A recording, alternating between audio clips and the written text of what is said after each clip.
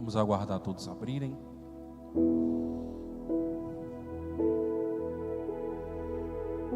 Nós vamos ler apenas 3 versículos do capítulo 28. O 1, o 2 e o 15. Todos encontraram? Vamos ler junto em nome de Jesus. Versículo 1 diz assim: E será que, se ouvirdes a voz do Senhor teu Deus, tendo cuidado de guardar todos os seus mandamentos que eu te ordeno hoje, o Senhor teu Deus te exaltará sobre todas as nações da terra, e todas estas bênçãos virão sobre ti e te alcançarão, quando ouvirdes a voz do Senhor teu Deus. Versículo 15.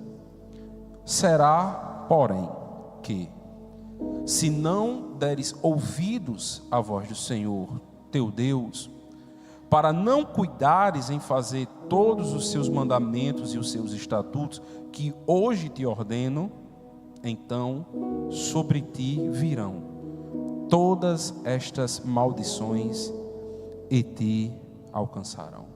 Podeis assentar em nome de Jesus. Vamos fazer uma breve e singela oração.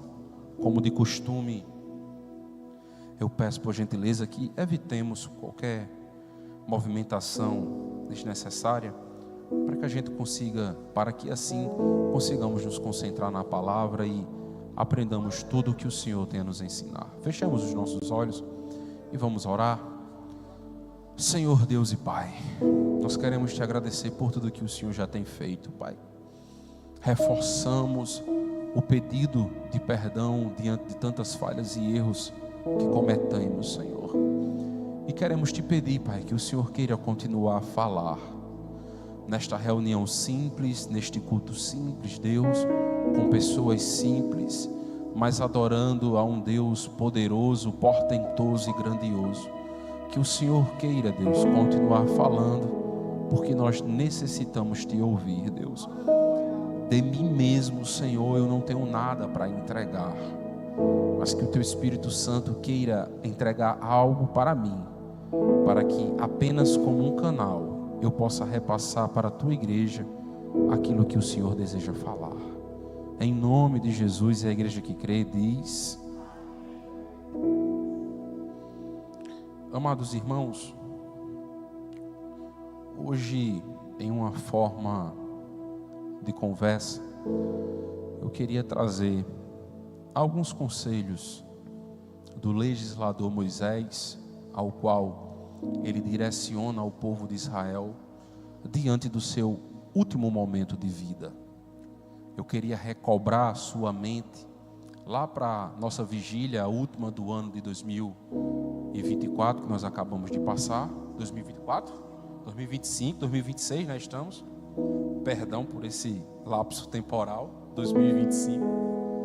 E naquela última vigília nós viemos falar sobre os últimos conselhos de Paulo ao seu moço Timóteo, onde Paulo, na sua segunda carta para Timóteo, ele junta toda a sua experiência de todas as suas viagens missionárias, de tudo aquilo que ele construiu em Deus, e ele fala a Timóteo sobre um bom depósito.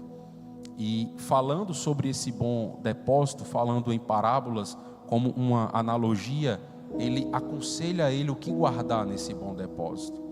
Assim a diaconisa Sônia fez Moisés com o povo de Israel. Moisés, agora acampado diante das campinas do Jordão, geograficamente falando, as campinas de Moabe que ficam diante do Jordão, as portas da terra prometida. Moisés já é avisado por Deus que não vai entrar na terra, mas que vai morrer.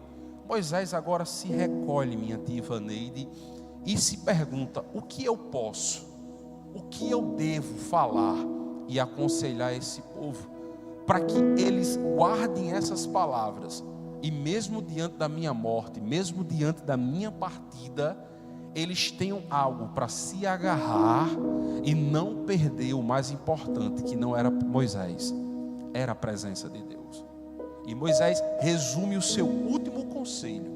Moisés resume todas as suas palavras em uma: obediência. Moisés, ele entendeu, minha irmã Cecília, que enquanto Israel andou no caminho da obediência, não faltou bênção, não faltou proteção, não faltou livramento, não faltou milagre, não faltou providência, não faltou o extraordinário de Deus para o povo. Mas Moisés também conseguiu observar que quando o povo andou em desobediência, não faltou desgraça, não faltou vergonha, não faltou vexame, não faltou perca, não faltou tantas desgraças sobre Israel. E Moisés, como se tivesse diante de uma balança, Moisés conseguiu entender: quando o povo obedece, o povo tem bênção, mas também quando o povo desobedece, o povo tem maldição. Então Moisés parou e, preocupado com isso, preocupado com a sua partida, Moisés disse: não percam a presença de Deus. E como se ele estivesse escrevendo e alguém lendo aquela carta, alguém pergunta a Moisés: e como eu não perco a presença de Deus? Moisés disse: andando em um caminho de obediência. E hoje, de forma análoga ao que pregamos lá na vigília, eu queria hoje pregar para mim e para você: o que, pastor? Não percamos a presença de Deus. Como, pastor? Andando em um caminho de obediência. Só que hoje, meu amigo Fábio, nós vivemos em um momento delicado, onde a igreja do Senhor quer basear circunstâncias, momentos e condições para obedecer a Deus. Pastor, eu não consegui entender. Vamos pegar mais ou menos o exemplo de um casamento, onde a esposa, ela se sente à vontade para acariciar, para recompensar seu marido, quando o marido está fazendo o que ela quer. Quando o marido foge da linha do que ela quer, ela aplica uma base de castigo nele. E para os mais adultos, compreendo o que o pastor está tentando falar. Mais ou menos estamos nós assim com Deus. Só queremos obedecer Deus quando nós olhamos para o momento, olhamos para as circunstâncias que estamos vivendo, aí falamos: agora vale a pena obedecer a Deus. Mas quando eu leio, minha irmã Josélia, e me permito usar alguns advérbios que o diácono Gabriel usou, quando eu leio esse texto e consigo compreender a profundidade, quando eu consigo pegar os pormenores desse texto, eu consigo entender que a minha obediência a Deus, ela deve ser incondicional. Minha amada diaconisa Sônia, eu consigo olhar para Salomão, um dos maiores reis de Israel, um homem repleto da maior sabedoria que teve entre os homens, e diante de tudo isso, ele preferiu o quê? Pecar contra Deus. Mesmo tendo tudo, ele pecou. Mas agora eu vejo um contraste olhando para a vida de Jó, que mesmo perdendo tudo, preferiu continuar sendo fiel a Deus. Eu olho para Davi, irmãos, e sem medo eu posso dizer: o maior rei de Israel, infelizmente pecou, sendo rei.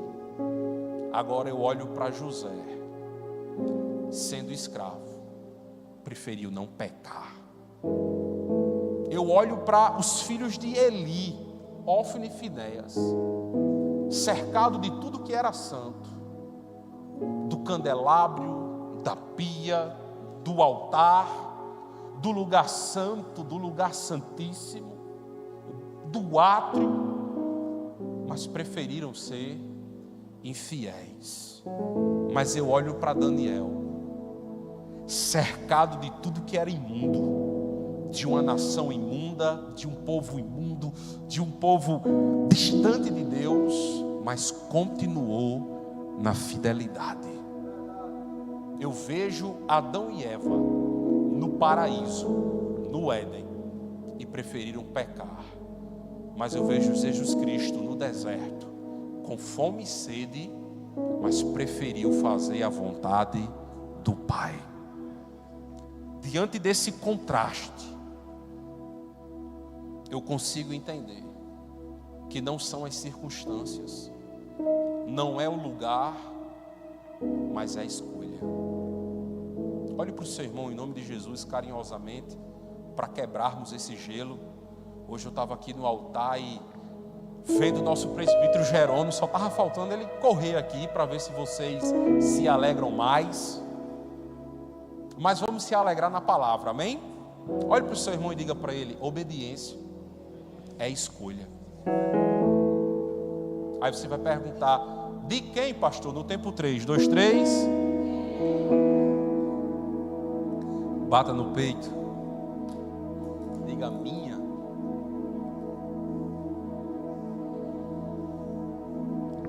Permita falar algo que parecerá de difícil entendimento, mas eu vou tentar facilitar ao máximo, para que você compreenda o que eu estou tentando externar. O lugar, ele não determina, o lugar, ele influencia. Você consegue entender a diferença do que é determinar e o que é influenciar? Porque se o lugar determinar, Daniel, Sadraque, Mesaque, Abednego, José, Jesus, todos eles eram para ter cedido e pecado. Então o lugar não determina, mas o lugar, ele influencia. Porque as más conversação, elas corrompem os bons costumes. Porque Davi, podendo iniciar salmos com tantas coisas, ele começa falando sobre as rodas dos escarnecedores e diz: cuidado, porque você vai começar a andar, depois você vai parar e depois você vai se assentar. Porque a gente consegue entender que o lugar ele influencia, mas ele não determina. Porque obedecer é uma escolha. E o que nós vamos conversar hoje, é nessa pregação, é sobre obediência. É entender que obedecer é uma escolha. E que obedecer não é fácil, mas é possível. Por quê, pastor? Porque nós vivemos atrás de tentar entender Deus para obedecer Deus. Mas obediência não é entender Deus para obedecer a Ele. Não. Obediência é mesmo sem entender, obedecer. Por quê, pastor? Porque minha obediência não está baseada naquilo que eu entendo de Deus. Minha obediência está baseada em saber quem é Deus. E quando eu sei quem é Deus, a sua fidelidade, o seu caráter fidedigno, um Deus que diz: se você for infiel, eu permaneço fiel, porque eu não posso negar a mim mesmo. Aí eu consigo obedecer a Deus, mesmo sem compreender. Abraão, me dá teu Isaac. Como assim, Deus? Eu acabei de receber Isaac e o Senhor me pede sim. Porque Deus só pede aquilo que Ele dá. Eu vou repetir: Deus só pede aquilo que Ele dá. Isaac, quem deu? Foi o homem ou foi Deus? Foi Deus. Paulo faz questão de mencionar em Romanos que além de Abraão ser velho, seu corpo já estava o quê? E Sara, além de ser velha, era o quê? Então foi Deus que deu. Foi Deus que deu. Deus disse: me dê. Penina, Deus deu quantos? Quantos? Vários. Deus pediu algum? Mas de Ana, Deus pediu: me dá teu Samuel. Porque Deus só pede aquilo que Ele dá. E às vezes a gente não consegue compreender. Abraão poderia ter parado e ter dito: Senhor, eu acabei de receber meu Isaac, o Senhor quer. Abraão poderia ter dado várias desculpas, mas a Bíblia diz que Abraão, caladinho, sem contar nada para a mulher, pega o menino, pega os servos, pega tudo e vai, mesmo sem entender. Ele é Deus, diaconisa Sônia. Olhe Noé, Adeirton. Prepare uma arca, meu filho. Para que arca, Deus? Porque eu vou mandar chuvas. De onde? Do céu. Que chuva, Senhor? A terra, ela é aguada por vapor. Aí eu vou preparar uma arca porque o Senhor vai mandar chuva do céu. Como, Deus, se nunca choveu?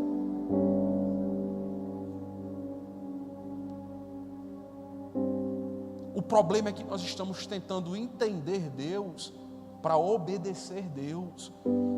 Mas Deus, Josélia, não nos deve explicação, mas nós devemos obediência a Deus. Então hoje nós estamos em meio a uma geração delicada, que além de querer motivos para obedecer, quer também o quê? Entender Deus. E não é assim, irmãos. Olhe Pedro, amada igreja.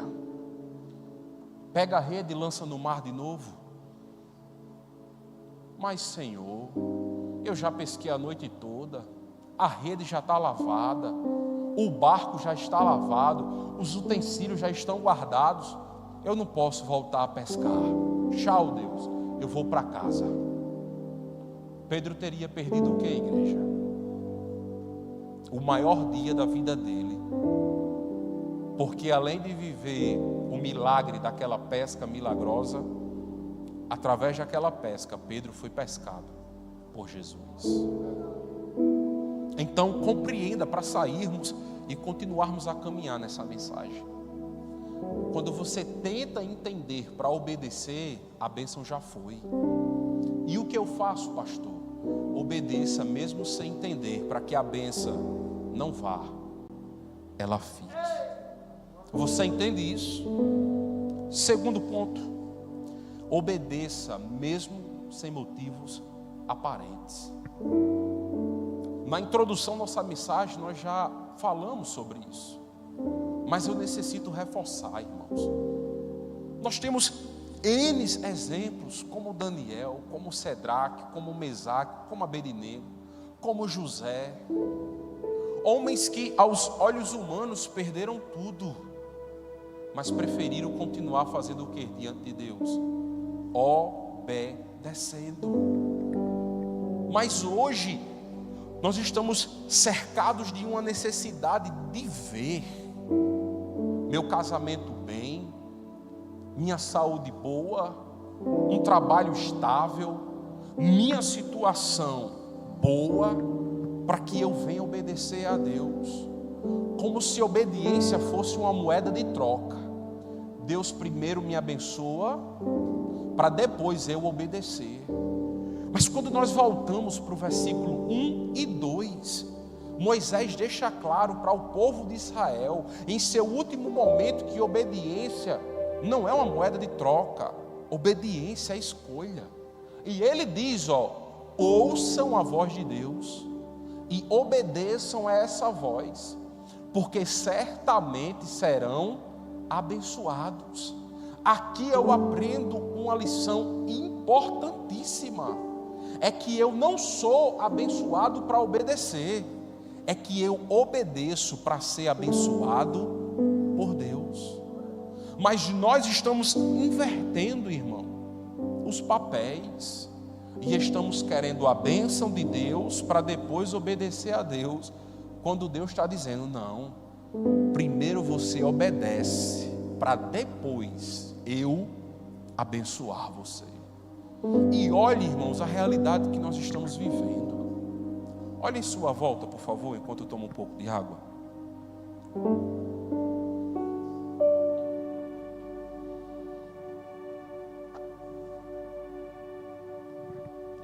Você consegue enxergar que cenário difícil nós estamos vivendo?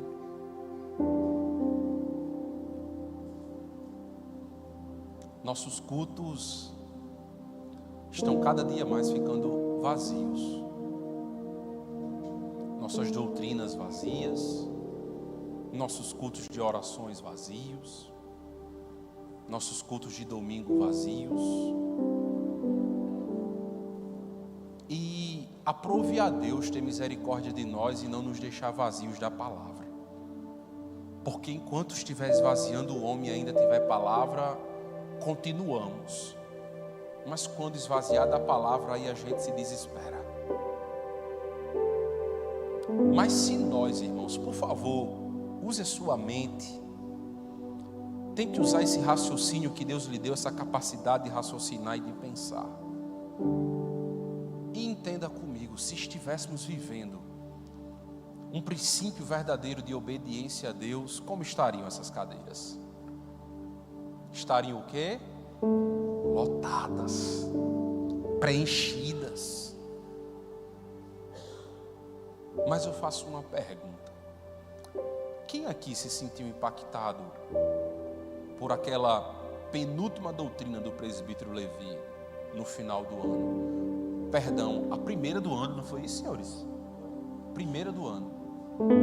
Alguém se sentiu impactado? Alguém se preocupou em estabelecer metas espirituais para esse ano 2026? Não precisa responder, fique para você mesmo.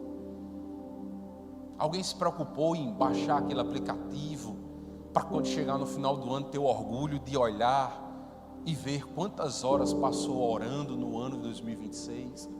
Alguém se preocupou em fazer as metas para conseguir ler toda a Bíblia nesse ano de 2026? A resposta para essa simples pergunta vai trazer resposta para muitas outras perguntas que eu e você tem feito a Deus.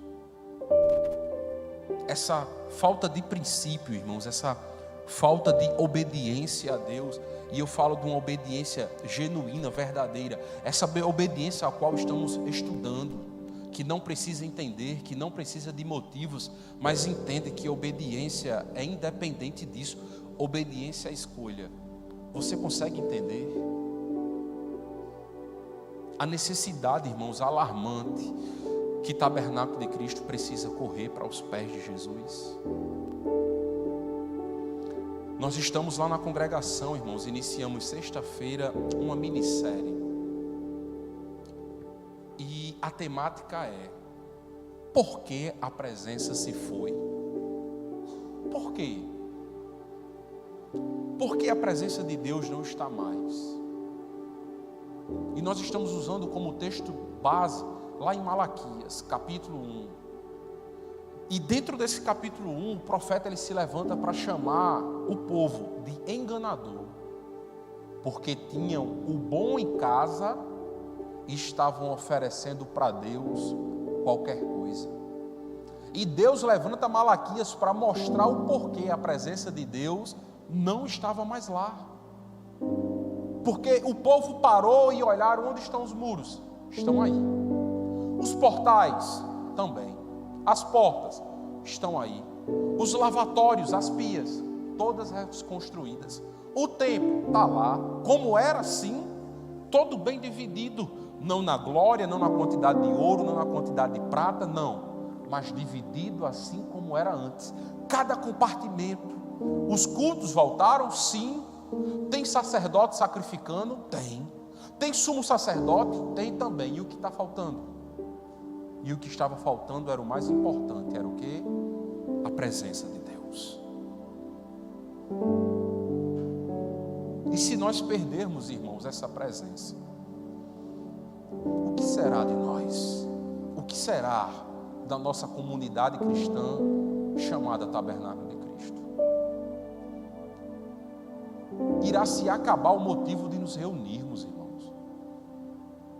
Porque se nós continuarmos aqui sem a presença, estaremos como o povo de Israel, cultuando agora qualquer coisa menos a Deus.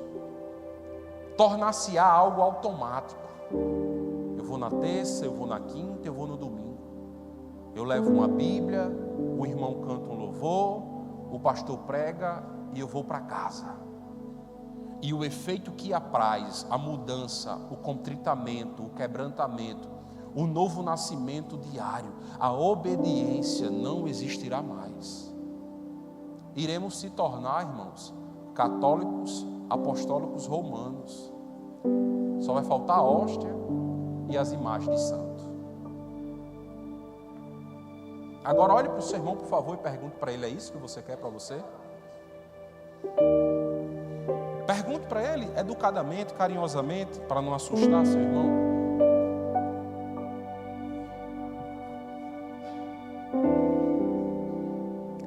Certamente nós não queremos isso. Eu creio que todos nós queremos os nossos cultos avivados, com o fogo do Espírito que deve queimar no meu e no seu coração. Eu creio que todos desejam os cultos onde os louvores tocam o nosso coração e nos conduzem a uma verdadeira adoração, onde a lágrima desce, onde o coração acelera, onde o desejo que temos é de gritar o quanto amamos o nosso Deus. Eu creio que todos nós queremos aquelas pregações avivadas, que esquecemos da hora e falamos um para os outros. Hoje nem precisava olhar para a hora, diante de tudo que Deus estava falando. E o primeiro passo, irmãos, eu posso falar sem medo, trabalhando uma teologia simples. O primeiro passo para não sermos privados da presença de Deus é não perdermos a obediência.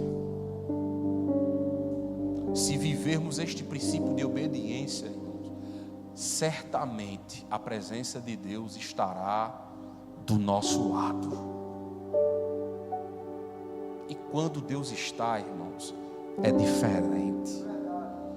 Não precisa o dirigente estar tentando alegrar a igreja, como se a igreja fosse uma plateia e o dirigente tem que trazer ânimo para a plateia. Não. Mas simplesmente de vocês até o altar, ter adoração, ter louvor, ter alegria, ter contentamento, ter adoração. O silêncio, irmãos, representa muita coisa. Já vi também muitos adorarem em silêncio, mesmo diante da dor, mesmo diante da tristeza, da boca não conseguir externar som algum, as lágrimas rolam nos olhos em forma de adoração, ao ponto que em vários locais da Bíblia Deus levanta alguém para dizer: eu tenho visto as tuas lágrimas. Mas também esta mesma Bíblia me mostra que onde há adoração também tem barulho, também tem alarido, também tem alegria. E nós sabemos que a nossa vida é feita de altos e baixos.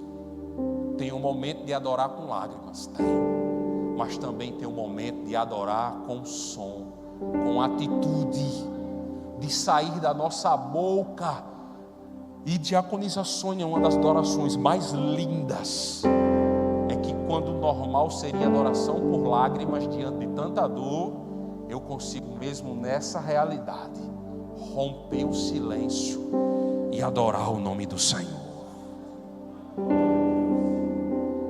Há um escritor, irmãos, da harpa cristã, eu sempre me esqueço o hino, mas eu estava esses dias, Fábio, estudando, voltando a recobrar tudo que eu tenho aprendido de Deus. Oh Jesus, eu queria me lembrar o nome dele, mas a história dele é mais ou menos assim, bem rapidinho, que as horas já se foram. A casa dele foi incendiada e eles perderam tudo, ele, a mulher e 2 filhas, salvo me engano, 3 filhas. E eles, nesse momento de dor, de desespero, marcaram uma viagem para tentar fugir do cenário do incêndio, da perca, de tudo de mal que aconteceu. E infelizmente ele não pôde ir na mesma embarcação da família e ficou. E a esposa foi na frente, foi à frente. E infelizmente essa embarcação sofre uma tempestade ela vem a pique e as 3 filhas morrem e fica só a esposa. E ela manda uma carta para ele dizendo: sozinha, mas bem. E agora ele pega a embarcação, depois de todo esse mal que ele viveu, e chega no lugar onde teve aquela tempestade, onde perdeu as filhas, e ele escreve um dos hinos da harpa cristã. Eu queria me recobrar e me lembrar, que fala de uma verdadeira adoração. E isso é lindo, irmãos. Isso mostra que um homem desse não estava esperando o momento, as circunstâncias, o porquê para obedecer ou adorar. Não, ele escolheu obedecer e adorar o Senhor. E é sobre essa essência, é sobre essa postura que eu desejo, irmãos, que saiamos daqui, tanto você como eu, enxertadas em nosso coração. Paremos de procurar motivos para obedecer, mas obedeçamos a Deus, porque a bênção não vem para obedecermos, mas quando obedecermos a Deus, a bênção vem. Você crê nisso em nome de Jesus? Todos esses exemplos que nós demos, Deus honrou. Deus honrou. O próprio Jesus Cristo, meu amigo presbítero Jerônimo, meu amigo diácono Gabriel, Paulo faz questão de escrever aos Filipenses dizendo que ele recebeu um nome que está acima de todos os nomes. Mas por quê? Porque Jesus Cristo obedeceu a quem? Ao Pai, tornando-se servo e servo obediente até a morte e morte de cruz.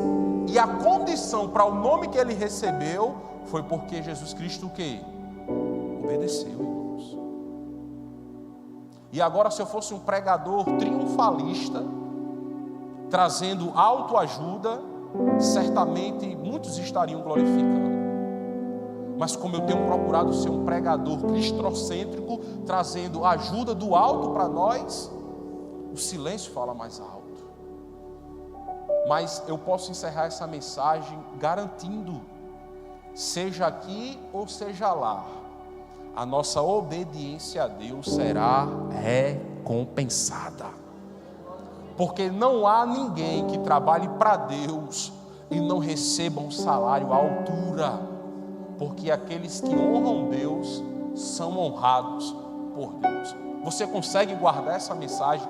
Você consegue compreender a profundidade e a necessidade deste nosso diálogo nesta noite? Guarde isso no seu coração em nome de Jesus. Guarde isso no seu entendimento. Faça como o salmista: Senhor, eu guardei a tua palavra no meu coração para não pecar contra ti. Que a obediência nesse ano de 2026 não seja, irmãos, infelizmente voltada para nada de condição, não, mas seja um estilo de vida incondicional, seja a nossa escolha. Está obedecendo por quê? Porque eu escolhi obedecer. Olha o exemplo que nosso presbítero Jerônimo trouxe para encerrarmos. Os babilônicos olhando para o povo de Israel dizendo: louva, canta o que vocês cantavam lá. Não, nós já empenduramos as nossas harpas. Por quê? Porque estamos distantes de Jerusalém. Não temos motivo para cantar, não. Escolha ser o Cedraque, o Mesaque e o Abednego, que quando a gaita tocou, o pífaro tocou, o alaúde tocou, o tambor tocou e todo mundo se prostrou, ficou de pé. E certamente, se estivéssemos lá, iríamos olhar de joelho. Eu não vou falar por você não, vou falar por mim. Porque se eu estivesse de joelho do lado dele, eu ia olhar para cima e ia dizer: não se ajoelhou por quê? Qual é o motivo que você tem para ficar de pé? Porque estamos abandonados, estamos distantes, estamos escravizados. Qual o motivo de manter a obediência a Deus? Certamente receberíamos a mesma resposta que o rei recebeu. Sobre este negócio nós não precisamos responder. Temos um Deus que tem poder para fazer, e se não fizer, Ele continua sendo o quê? Deus. Cedraque, Mesaque e Abednego mostraram que estavam de pé, não era pelas circunstâncias. Eles ficaram de pé porque eles escolheram obedecer. Que a escolha daqueles homens seja a nossa escolha hoje. Que a escolha nossa, certa, acertada, seja andar em um caminho de obediência. Por quê, pastor? Aí eu encerro lendo com você o versículo 2 do capítulo 28 de Deuteronômio. Abra aí para a gente encerrar, por favor.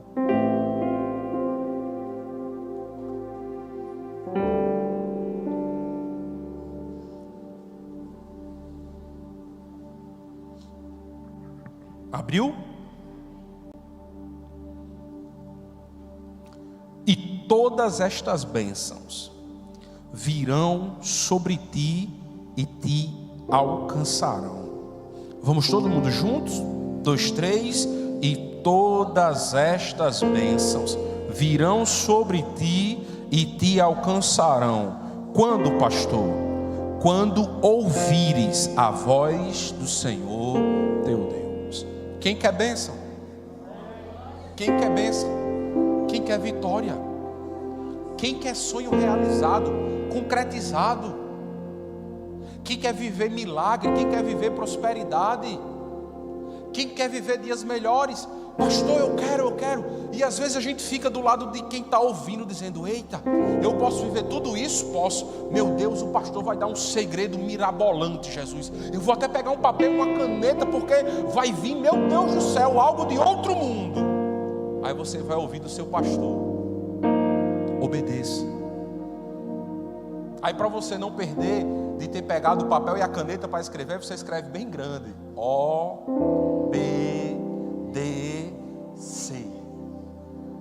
Já diziam os pastores mais antigos, que não estavam preocupados em ser pregadores triunfalistas para agradar o povo, mas estavam preocupados em agradar a Deus. E esses mais antigos costumavam dizer que o alfabeto do crente não é o A, B, C, D que aprendemos, mas é o O, B, D, C. Por quê, pastor? Porque se obedecermos a Deus, certamente todas essas bênçãos nos alcançarão. Agora vamos encerrar perguntando para o irmão: o que você quer? Pergunte para ele: bênção ou maldição? Pergunte para ele, por favor: o que é que você quer? Bênção ou maldição?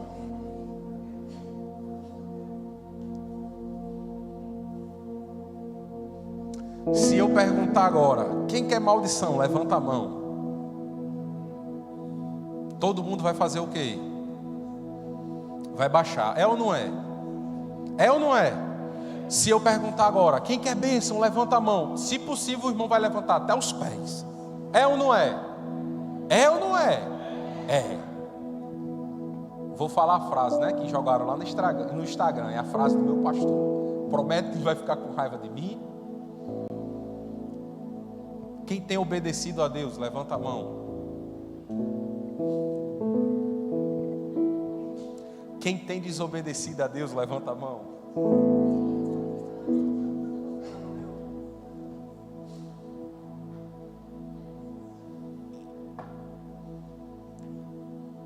Aí como é que eu digo que quero ser abençoado por Deus, se eu tenho desobedecido a Deus?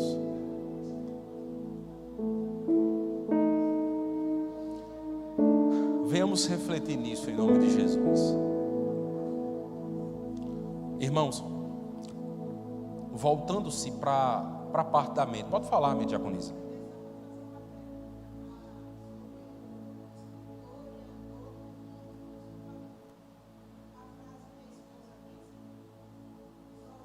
Sozinha, mas bem.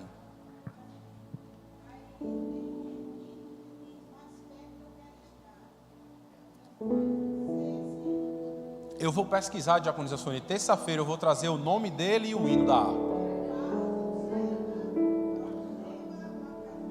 Salvo me engano, eu acho que é ele. Paulo Leivas Macalão. Cantar não, irmãos, tenham calma. Vocês já estão indo para a desobediência. Irmãos, por favor, voltando-se agora para a mente, para a nossa alma, para os nossos sentimentos. Não frustre o seu ano de 2026 colocando tanta expectativa. Eu tenho uma amizade com uma pessoa e eu vou dar um exemplo bem esdrúxulo para a gente compreender tudo o que eu estou tentando entregar da parte de Deus para as nossas vidas. E essa pessoa diz: pastor, eu vou perder 10 quilos. É minha meta para 2026. E eu show. A gente está em que dia hoje? Hoje é o quê? 11. Misericórdia. Aí, eu conversando com essa pessoa, eu disse: tu está fazendo o quê? Não, eu fiz uma meta. Certo. Aí, tu fez uma dessas metas? Não, eu fiz no Excel. Certo. E você está fazendo o quê? Não, eu fiz as metas. Certo. Mas você está fazendo o quê? Não, eu fiz as metas. Vixe. Nós nos frustramos, irmãos. Nós nos entristecemos. Nós desistimos, irmãos, das nossas metas. Porque a gente só cria a meta. Mas a gente não faz nada. É muito bonito a gente ir lá e 2026 eu vou passar num concurso público. 2026 eu vou perder 10 quilos. Eu achei lindo, meu amigo. 2026 eu vou melhorar na minha família. 2026 eu vou me tornar não sei o que. 2026. Deixa eu só dizer algo. A gente já está em 2026. 2026 eu vou passar no concurso. Você está fazendo o quê? Não, pastor, eu fiz a meta. Certo. 2026 eu vou perder 10 quilos. Você está fazendo o quê? Eu fiz a meta. Uma pessoa como esta, irmão, que essa pessoa, se ela estiver me ouvindo, não se entristeça, em nome de Jesus. Se ela não mudar, ela vai terminar 2026, vai para 2027 e vai dizer a mesma frase: não, 2026 foi um ano frustrante, mas 2027 será um ano melhor. E 2027 vai ser outro ano frustrante. Porque nossa expectativa está em finalizar um ano e iniciar outro. E dizer vai ser ano de mudança, vai ser ano de virada. Mudança só se for de casa e virada só se for de carro. Porque não é o calendário, irmãos. Lembra da doutrina que Deus nos deu? E alguns ficaram até um pouquinho tristes. A gente só tem cara de velho, irmãos. Mas continuamos agindo como meninos. Como se uma mudança no calendário fosse mudar alguma coisa. Quem precisa mudar somos nós, irmãos. Agora eu posso falar com muita alegria. 2026 começou, ainda dá tempo. Ainda dá tempo de perder o peso, alcançar o concurso, melhorar o casamento, melhorar. Mas não é porque estamos em 2026. É porque nós mudamos. E eu encerro essa conversa falando do fundo do meu coração para você. Obediência. Vivamos esta palavra em 2026. Que certamente as bênçãos do Senhor nos acompanharão. A chuva seródia e temporã estarão sobre as nossas vidas. No tempo e fora do tempo, minha diaconisa Sônia, as mãos de Deus estarão estendidas para nos abençoar. Quem recebe essa palavra, diga glória a Deus. Amém. Fiquemos de pé em nome de Jesus.